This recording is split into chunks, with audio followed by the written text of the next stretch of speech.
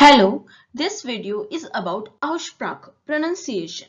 Today I will teach you the most common or most used certain letter combination in German. It will be very easy to follow, and yes, I will give you the Hindi pronunciation for each combination. For better understanding, pause the video and repeat after me. Our first combination is CK. It's pronounced as doppel K or K. K. Zum Beispiel backen, dreckig, drücke. Whenever you have sp at the beginning of the word, then this combination is pronounced as SCHP.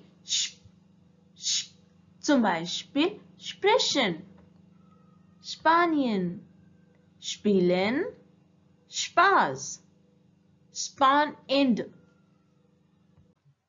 Same as before, but another combination. St when comes at the beginning of the word, pronounced as SCHT. Zum Beispiel Stille, studieren, Straße, aufstehen. Meaning is to stand up or to get up. Stehen, this is a trennbare Verben. Auf is the prefix and the stehen is the main verb. That's why the pronunciation will be the stehen.